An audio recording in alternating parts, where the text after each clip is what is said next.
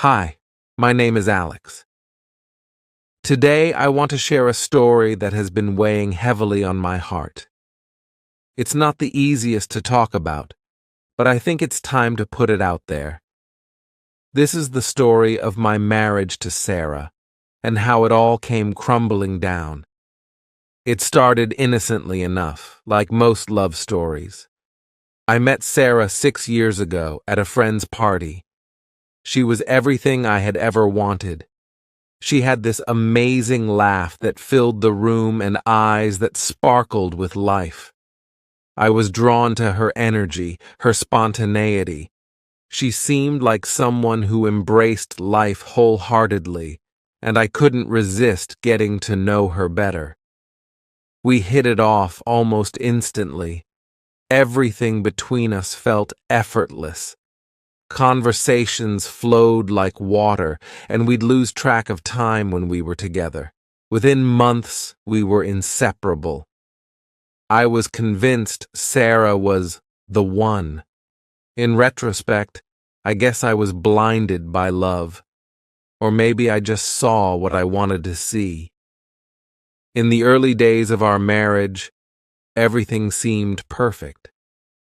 We bought a small house together and settled into what felt like a dream life. We would wake up in the mornings, have coffee together, and talk about our future. We'd laugh, plan vacations, and talk about starting a family someday. But the truth is, perfection is fragile, and it didn't take long for cracks to show. At first, it was small things that you could easily brush off. Sarah started working late more often. She'd come home tired, barely speaking to me, and would go straight to bed. I didn't think much of it at first. I know work can be stressful, and I wanted to be a supportive husband. But then, she started canceling our weekend plans, saying she needed time to rest or catch up on some work. It was around that time I noticed her phone was always glued to her hand. She'd get messages at all hours of the day and night. When I asked her about it, she'd say it was just work. I believed her. I had no reason not to. But then, the distance between us grew. It felt like I was living with a stranger. We were in the same house, but emotionally, we were worlds apart. I remember one night, maybe a year into our marriage, I tried to talk to her. I wanted to know what was going on. I asked her, "Sarah, is everything okay between us? You seem distant." She looked at me, her face expressionless, and said, "Everything's fine, Alex. You're imagining things." But I wasn't imagining things. I knew something was wrong, but I didn't know how to fix it. I tried harder, planned surprise dinners, arranged weekend getaways, but nothing seemed to bring us back to where we were. It was as though Sarah had checked out emotionally, and no matter what I did, I couldn't reach her. As time went on, I started to feel like I was the only one trying. It was exhausting. There were days when I felt like I was walking on eggshells around her, afraid that if I said the wrong thing, it would push her further away. But the more I tried, the colder she became. Then came the lies. It started with little white lies. She'd tell me she was going out with friends, but when I called one of them to check in, they'd have no idea what I was talking about. Or she'd say she had to work late, but I'd drive by her office and the building would be dark. I didn't want to believe that Sarah was lying to me. I wanted to trust her. But the more it happened, the more obvious it became that something was seriously wrong. I confronted her one evening. "Sarah, I know you're not being honest with me. Where are you really going when you say you're working late? Who are you texting all the time?" She exploded. "How dare you accuse me of lying?" she shouted. I work hard to keep this house running, and this is how you repay me? By questioning my every move? I was stunned. I didn't expect her to get so defensive. But what hurt the most was the way she twisted it, making me feel like I was the one in the wrong, like I was paranoid for simply asking questions. After that fight, I felt more lost than ever. Was I really imagining things? Was I being unreasonable? But the truth has a way of surfacing even when you don't want to see it. One night, Sarah forgot to take her phone with her when she left for the store. It buzzed on the kitchen counter, and curiosity got the better of me. I know it was wrong, but at that point, I felt like I had no other choice. I opened her messages, and there it was, texts from someone named David. They weren't work-related, far from it. They were personal, intimate. My heart sank. I didn't confront her right away. I needed time to process. Over the next few days, I watched her more closely. I noticed how she'd smile when a message came in, how she'd rush to leave the room when she got a call. It all made sense now. The late nights, the lies, the coldness. Sarah was having an affair. When I finally confronted her, there was no explosive argument, no yelling or screaming. I simply asked, "Who is David?" Her face went pale. She stammered, trying to come up with an excuse, but it was too late. The damage was done. "I'm sorry, Alex," she whispered. "I never meant for it to go this far." I stood there, stunned. I couldn't believe what I was hearing. The woman I had loved so deeply, the one I had built my life around, had betrayed me. I wanted to scream, to cry, to ask her how she could do this to me. But instead, I just felt numb. Sarah tried to explain, saying she had felt trapped in our marriage, that she didn't know how to tell me she was unhappy. But none of it mattered. The trust was broken, and there was no going back. We tried counseling, but it didn't help. Sarah had checked out of the marriage long before her affair started, and I was left to pick up the pieces of my shattered heart. In the end, we divorced. It was painful, but it was the only option. I couldn't stay in a marriage where I was constantly questioning whether I was enough, whether I could trust her. Looking back, I wish I had seen the signs sooner. Maybe I could have done something to save our marriage, or maybe it was doomed from the start. I don't know. All I know is that love isn't enough if there's no trust, no communication. After the divorce, things weren't easy for me. I moved out of the house, which I'd loved, because it was supposed to be our forever home. Every corner of it was filled with memories, both good and bad, and staying there would have been like living with ghosts.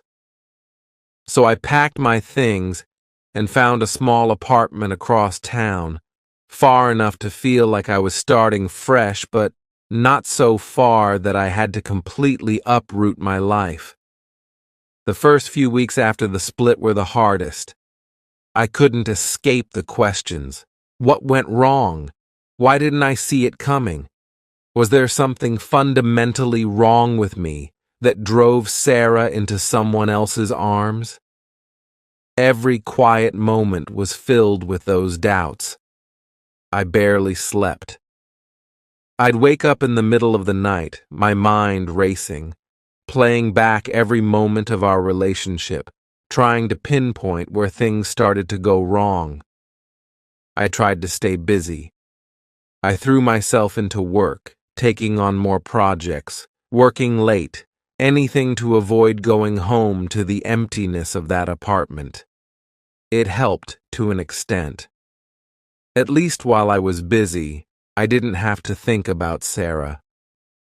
But the moment I stopped, the loneliness crept back in.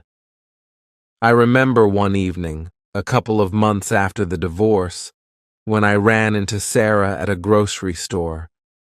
I wasn't expecting it, and neither was she. She looked surprised, almost guilty, when she saw me. I was standing by the produce section, staring blankly at some apples when she turned the corner. It was awkward, to say the least. We made small talk, the kind you have with an old acquaintance you haven't seen in years, not with someone you once planned a life with. "How have you been?" she asked, her voice cautious. I shrugged, taking it one day at a time. She nodded, biting her lip like she wanted to say something else but didn't know how to. I didn't have the energy for a real conversation, so I made up an excuse and left. As I walked out of the store, I couldn't shake the feeling that she had moved on. Maybe she was still with David. Maybe she wasn't. But the fact that I still cared bothered me. I didn't want to care. She had hurt me, and yet I was still thinking about her. It wasn't until I talked to a close friend of mine, Mike, that I began to see things a little more clearly. Mike and I had known each other since college, and he had been my rock through the whole ordeal. One night over beers, he gave me the tough love I needed. "Alex," he said, looking me dead in the eye, "you need to stop punishing yourself over this. You didn't make her cheat. You didn't make her lie. That's on her. You did everything you could to save that marriage." I wanted to argue, but I knew he was right. I had tried. Maybe I had been naive, but I wasn't to blame for Sarah's choices. It took me a long time to accept that, though. The guilt, the doubt, it had become a habit, a toxic one. I started seeing a therapist around that time. I wasn't really sure what I was hoping to get out of it, but I figured talking to someone might help. And it did. I began to realize that the end of my marriage, as painful as it was, didn't define me. It was a chapter, one that I had to close to move forward. I learned to forgive myself for not being able to fix everything. Some things can't be fixed. Some things just end, and that's okay. As the months went by, I started to find myself again. I reconnected with old friends, picked up hobbies I had neglected during my marriage, and focused on building a life that was just mine. Not ours, not hers, but mine. I took a photography class, something I had always wanted to do, but never had the time for. I went hiking more often, exploring places I had always meant to visit, but never did, because Sarah wasn't interested. Slowly but surely, I began to heal. Then, one day, something unexpected happened. I was at a coffee shop working on some emails when a woman approached me. She had kind eyes, dark hair pulled into a loose bun, and a warm smile that instantly put me at ease. "Excuse me," she said, holding up a book. "I couldn't help but notice you're reading the same book as me." I looked down at my copy of The Alchemist and smiled. Great minds think alike, I guess. We ended up chatting for a while, talking about books, life, and everything in between. Her name was Emily. There was something about her. Maybe it was her kindness or her genuine interest in what I had to say. But for the first time in a long time, I felt a spark of hope. It wasn't like I was falling head over heels or anything like that, but I felt something I hadn't felt in ages. A connection. Over the next few weeks, Emily and I ran into each other a few more times at the same coffee shop. Each time, our conversations grew a little longer, a little deeper. I found myself looking forward to those moments, something I hadn't experienced since the early days of my relationship with Sarah. Eventually, I asked her out for dinner, and to my surprise, she said yes. We had a great time, and as the evening ended, I realized something important.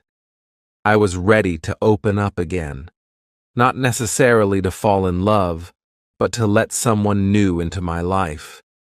For so long, I had been holding on to the pain of the past, afraid to move on. But sitting there with Emily, I realized that it was okay to start over. It was okay to hope again. Our relationship didn't blossom overnight. It was slow, cautious. I was still healing, still learning to trust again, and Emily understood that. She didn't push me, and for the first time, I felt like I was with someone who saw me for who I was, flaws and all. In time, I let go of the anger I had toward Sarah. I stopped blaming her, and more importantly, I stopped blaming myself. Some relationships aren't meant to last forever, and that's not a failure, it's just life.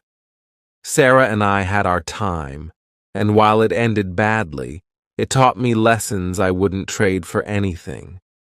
I learned how to forgive, how to let go, and how to rebuild. After that first dinner with Emily, I found myself wondering what was next. I wasn't in a rush to figure everything out like I had been in the past. With Sarah, everything had moved so fast. We'd fallen in love quickly, gotten married, and built a life together at breakneck speed.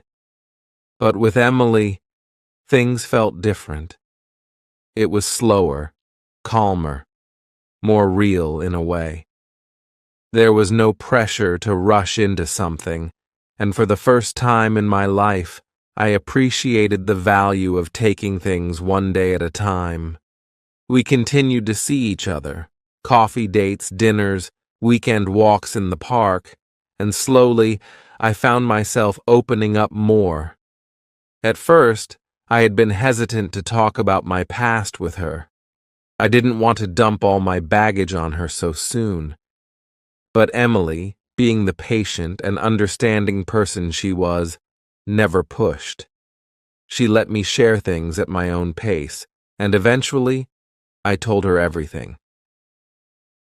One evening, as we sat by the river watching the sunset, I told her about Sarah, about the affair, about the divorce, about how broken I had felt afterward, how lost I had been. I expected her to be uncomfortable, maybe even pull away, but she didn't. Instead, she just listened quietly, nodding occasionally, letting me know she was there, really there. When I finished, she placed her hand on mine and said something I'll never forget. "Alex, you've been through a lot. But that doesn't mean you're broken. You're just human. We all have scars, but it's how we move forward that matters." Her words hit me harder than I expected. For so long, I had seen myself as damaged, as someone who had failed at one of the most important relationships in his life. But in that moment, with Emily's quiet reassurance, I started to believe that maybe, just maybe, I wasn't as broken as I thought. We continued to grow closer, and with each passing day, I felt myself healing in ways I hadn't even realized I needed. Emily brought a lightness into my life, a sense of peace that I hadn't felt in years. It wasn't just that she was kind or understanding. It was that she saw me for who I was, flaws and all, and accepted me without judgment. As we got to know each other better, I learned more about her past as well. Emily had been through her own struggles. She had lost her mother to cancer when she was in her early 20s, and the grief had shaped much of who she was. But instead of letting it harden her, Emily had chosen to embrace life with an open heart. She believed in living fully, in being present, in cherishing the small moments, because she knew all too well how fragile life could be. Her outlook on life was contagious. Being around her made me want to be better, not just for her, but for myself. I started to let go of the lingering bitterness I had toward Sarah. It wasn't easy, and there were days when the memories of what had happened still stung. But over time, I realized that holding on to that anger was only hurting me. Sarah had moved on, and so should I. I remember one night, months into my relationship with Emily, when Sarah came up in conversation. We were at my apartment, curled up on the couch, watching a movie. During a quiet moment, Emily turned to me and asked, "Do you ever talk to her?" "Sarah?" I asked, surprised. "No, not since the divorce." "Why?" Emily shrugged. "Just curious. I was wondering if you ever got closure." I thought about it for a moment. Closure. It was something I had thought about a lot after the divorce. For a long time, I had wanted answers, answers that Sarah couldn't or wouldn't give me. I wanted to know why she cheated, why she didn't fight for our marriage, why she let it fall apart without so much as a real explanation. But now, sitting there with Emily, I realized something important. "I don't think I need closure from her," I said slowly, choosing my words carefully.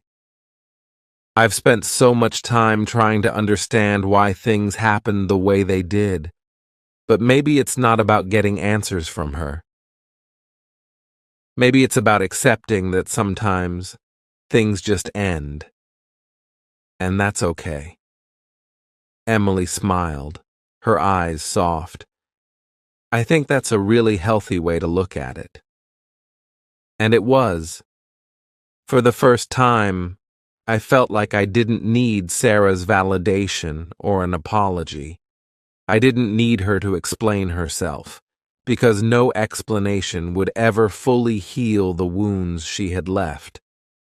Healing had to come from within me. I had to let go of the need to understand every detail of what had gone wrong and just accept that it had. Life moves forward, whether we want it to or not. As the months went by, Emily and I grew even closer. We took trips together, met each other's friends and families, and slowly started talking about the future. It wasn't like with Sarah, where everything felt rushed and frantic. With Emily, the future felt like something we could build together, piece by piece, at our own pace. There was a day, about a year after we started dating, that stands out to me. Emily and I were walking through a park on a crisp autumn afternoon, the leaves crunching under our feet. We weren't talking about anything in particular, just enjoying the day, when she suddenly stopped and looked at me, a thoughtful expression on her face. "You know, Alex," she said quietly, "I've been thinking a lot lately, about us, about what we want." I raised an eyebrow, curious. "Yeah? And what have you been thinking?" She smiled, a little shyly. I think I'm ready for more, for us to take that next step, whatever that looks like. I love you, and I want to build a life with you."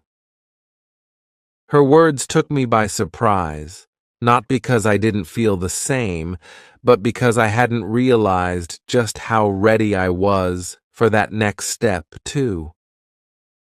I hadn't allowed myself to think about the future in that way since Sarah, but now, with Emily standing in front of me, looking at me with such love and trust, I realized that I was ready.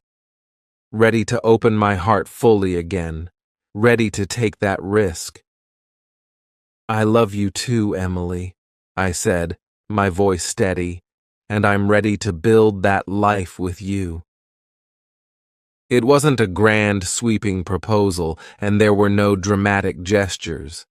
But in that quiet moment, I knew that my journey of healing had come full circle. I had gone from a broken man, struggling to understand the ruins of his marriage, to someone who had rebuilt his life, piece by piece, with the help of someone who truly saw him. The future wasn't something I feared anymore. It was something I looked forward to. With Emily by my side, I knew that whatever came next, we would face it together, open, honest, and with the lessons of the past firmly behind us. Life with Emily unfolded in ways I never expected. After that autumn day in the park, we didn't rush into any big decisions. We simply continued to grow together, and for the first time in a long time, I wasn't in a hurry. I'd learned that patience was key in a relationship. Emily and I took things slowly, savoring every moment, and it felt right. It was about a year and a half into our relationship when Emily and I decided to move in together. I remember that day vividly. We stood in her cozy apartment, surrounded by boxes and scattered furniture, laughing as we tried to figure out where everything would go. Moving in with someone always brings a mix of excitement and nervousness. You learn things about each other that you never noticed before, little quirks and habits that can either bring you closer or drive you mad. Emily was neat, organized in a way that put my bachelor-style living to shame. I was more of a throw-it-where-it-fits kind of guy. There were a few minor clashes at first, like when I left dishes in the sink for a bit too long, or when she rearranged my books in alphabetical order, which, I admit, actually made finding things easier. But those were small things, and we found ways to navigate them together. It wasn't about perfection, it was about compromise, about learning to live with each other's flaws and differences. One evening, after we had finished unpacking the last of the boxes, we sat down on the couch, exhausted but happy. The place didn't quite feel like home yet, but it was starting to. I looked over at Emily, her hair falling loose from the messy bun she'd tied up earlier, and I realized just how much my life had changed. "Do you ever think about the future?" I asked her, my voice soft in the dimly lit living room. Emily looked at me, a small smile playing at the corners of her lips. "Of course. I think about it all the time. Why?" I hesitated for a moment, unsure of how to express the thoughts swirling in my head. I had spent so much of my life afraid of the future, afraid of what it held after everything that had happened with Sarah. But now, with Emily, the future didn't seem so daunting anymore. "I guess I'm just happy," I said, feeling a little foolish for stating something so simple. For the first time in a long time, I'm not scared of what's next. I don't feel like I'm trying to fix something or fill a void. I'm just happy. Emily's smile widened, and she leaned over, resting her head on my shoulder. I'm happy too, Alex. More than I've been in a long time. We sat there in comfortable silence, listening to the soft hum of the city outside our window. The night felt peaceful, like the calm after a long storm. And in that moment, I realized just how far I had come from the man who had once felt so broken, so lost. I wasn't that person anymore, but life, as I'd learned, has a way of throwing curveballs when you least expect them. A few months after we moved in together, I received a message from someone I hadn't heard from in a long time, Sarah. It was a simple text, nothing dramatic or overly emotional, just, "Hey, Alex. It's been a while. I was wondering if we could meet up and talk." I stared at the message for a long time, unsure of how to respond. Part of me wanted to ignore it, to leave the past where it belonged. But another part of me was curious. What could she possibly want to talk about after all this time? I showed the message to Emily that evening. She read it, then looked up at me with a calm expression. "What are you going to do?" "I don't know," I admitted. "I don't feel like I need to talk to her. But at the same time, I kind of want to hear what she has to say. Does that make sense?" Emily nodded. "It does. Just remember, whatever you decide, I'm here." Her support meant the world to me, and after thinking it over for a few days, I decided to meet with Sarah. Not because I was looking for closure, I had found that within myself, but because I wanted to see where she was at, how she was doing, and maybe, in some small way, close the door on that chapter of my life for good.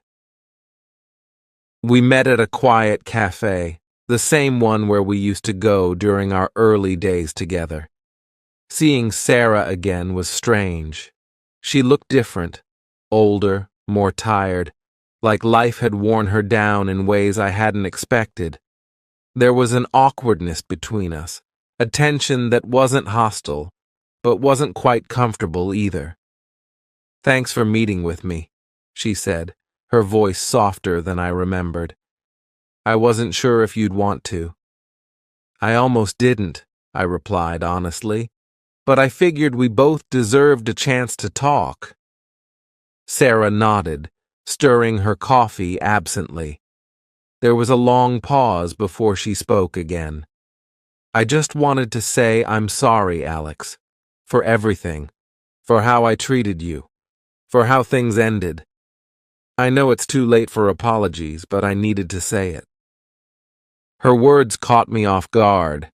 I had imagined this conversation in so many different ways, but I hadn't expected an apology, not after all this time. "I appreciate that, Sarah," I said, choosing my words carefully. "But we both made mistakes. It wasn't all on you." She shook her head. "No, it was. I was the one who cheated. I was the one who gave up. You didn't deserve that." For a moment, I didn't know what to say. I could see the regret in her eyes, and it made me realize something important. Sarah wasn't the villain I had made her out to be in my mind. She was just a person who had made bad choices, who had been lost in her own way. "I've moved on," I said finally, my voice steady. "I've healed, and I hope you have too." She smiled sadly. "I'm trying. It's been hard, but I'm working on it." We talked for a little while longer, catching up on the basics of life: work, family, the usual stuff. But the conversation didn't linger on the past. There was no need to rehash old wounds. When we said goodbye, I felt lighter, like a weight I hadn't even realized I was carrying had been lifted. As I walked back to the apartment I now shared with Emily, I realized that the meeting with Sarah wasn't about closure. It wasn't about making peace with her. It was about making peace with myself, about acknowledging that the past, while painful, didn't define who I was anymore. When I got home, Emily was waiting for me. She looked at me with those warm, understanding eyes, and without a word, I knew she understood everything that had happened. "How did it go?" she asked quietly. "It went well," I said, feeling a sense of calm wash over me. I think I can finally say goodbye to that part of my life. And I could. Meeting with Sarah hadn't reopened old wounds. It had allowed me to close them for good. I realized that the love I had once felt for her had faded into something else, something that was more about understanding and forgiveness than anything else. As the days turned into weeks and the weeks into months, Emily and I continued to build our life together. We talked about the future, about maybe getting a house, starting a family someday, but we weren't in a rush. We had learned that life doesn't always go according to plan, and that was okay. We were happy, and that was enough. One day, as we sat on the porch of our new home, watching the sunset, Emily turned to me with a playful smile. "You know, Alex," she said, "I think we've got a pretty good thing going here." I smiled back at her, feeling a warmth in my chest that I hadn't felt in a long time. "Yeah, I think so too." And in that moment, I knew that everything, every heartache, every struggle, every painful lesson had led me to this point, to this life, to this love. Time passed quietly after that chapter with Sarah had finally closed. Emily and I settled into our new life with an ease I hadn't experienced before. It was as if, after years of turbulence and doubt, I had finally found the calm I had been searching for. We lived our days filled with laughter, companionship, and a deep sense of understanding that only comes when two people truly see each other for who they are. But life, as I had learned, was never a straight path. One evening, about a year after we moved into the house, I came home from work to find Emily sitting at the dining room table, staring at a letter in her hands. Her face was pale, and there was a heaviness in her eyes that I hadn't seen in a long time. "Hey," I said, dropping my bag by the door and walking over to her. "Everything okay?" Emily didn't answer right away. She just handed me the letter, her fingers trembling slightly. I unfolded it and read the first few lines. My heart sank. It was from the hospital, routine test results for Emily's checkup. But something had come back abnormal. They wanted her to come in for further testing. "I'm sure it's nothing," she said quickly, trying to put on a brave face. "Probably just a mistake. These things happen all the time, right?" But I could hear the fear in her voice. I could see it in the way her hands gripped the edge of the table. And in that moment, all the happiness, all the stability we had built together felt suddenly fragile. "We'll go together," I said, sitting down beside her and taking her hands in mine. We'll figure this out. The next few weeks were a blur of hospital visits, tests, and waiting. The waiting was the worst part. Every phone call, every email felt like a ticking clock, counting down to something we couldn't control. Emily tried to stay positive, but I could see the cracks in her armor. And for the first time since we'd been together, I felt helpless. I couldn't fix this. I couldn't protect her from what was coming. Then the news came. Cancer. It wasn't what we had expected, but there it was.